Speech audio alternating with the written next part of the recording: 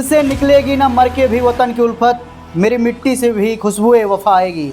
ये कहना था शहीद भगत सिंह का, राजगुरु का और सुखदेव का।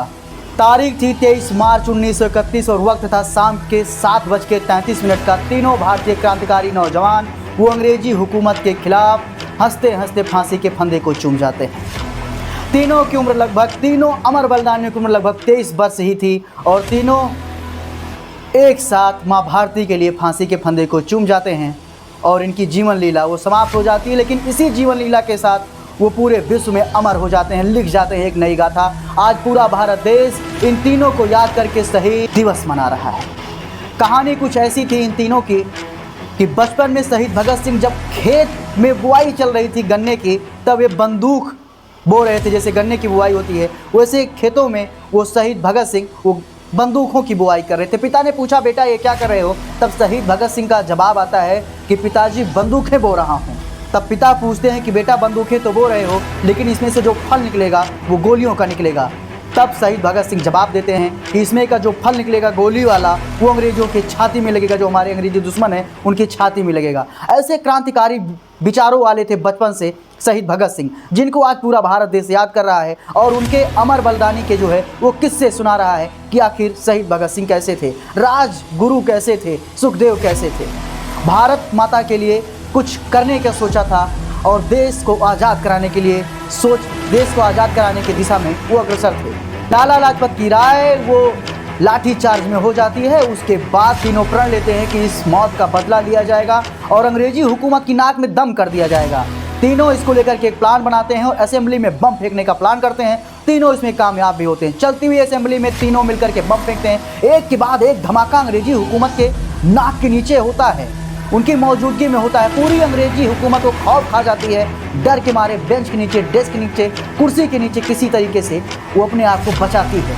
उसके बाद पूरा असेंबली धुआं धुआं हो जाता है और अंग्रेजी हुकूमत के हाथ पाँव पूरे फूलने लगते हैं। तीनों भारत माता के जयकार के नारे लगाते हैं, भारत माता की जय के नारे लगाते हैं और उसके बाद अंग्रेजों भारत छोड़ो के नारे लगाते हैं, अंग्रेजों भारत छोड़ो के नारे लगाते हैं, भारत माता की जय के नारे लगाते हैं और हंसते हंसते हुए अपनी गिरफ्तारी जो है वो अंग्रेजी हुकूमत को अपनी गिरफ्तारी दे देते हैं।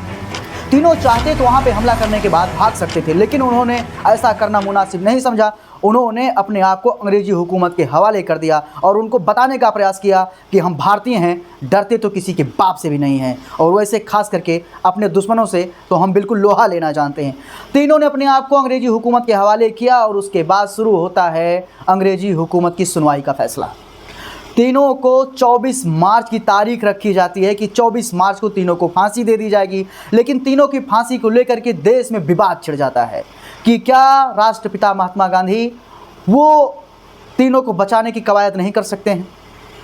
हालांकि तीनों ने अपना स्पष्टीकरण दे दिया था कि हम जो है किसी प्रकार का भी अंग्रेजों से माफ़ीनामा वो नहीं मांगेंगे। इस प्रकार को लेकर के भी देश में बहस छिड़ती रहती है कि अगर महात्मा गांधी चाहते, राष्ट्रपिता महात्मा गांधी चाहते तो तीनों को फांसी नहीं होती। बहरहाल एक अलग मुद्दा है। लेकिन आज पूरा भारत देश वो शहीद भगत सिंह को, सुखदेव को, राजगुरु को याद करके उनकी सभी भारतीयों की आंखें नम है। उनके अमर बलिदानियों के किस्से सुनाए जा रहे हैं, उनके बहादुरी के किस्से पूरे भारत में देश में सुनाए जा रहे हैं। लेकिन कहीं ना कहीं इस चीज़ को हम लोगों को भी सोचना पड़ेगा कि जिस हिसाब से, जिसके लिए पूरे हमारे अमर स्वतंत्रता सेनानियों ने हमारे लिए बलिदान दिया, हमारे लिए अपने आप को न्यौछावर कर दिया, अपने प्राणों की आहुति दे दी, क्या हम उनके सपनों का भारत बना रहे हैं? क्या उनके सपनों को, उनके संकल्पों को पूरा करने की दिशा में अग्रसर हैं? ये सबसे बड़ा सवाल है। वो भी जब ऊपर से देखते होंगे तो वो भी सोचते होंगे, क्या हमने इन्हीं 140 करोड़ देशवासियों के लिए अपने प्राणों की आहुति दे दी? क्या हमने ऐसे ही भारत के लिए अपने प्राणों की आहुति दे दी जिस प्रकार से आज हमारे देश में वो घटनाएं घटित हो रही हैं?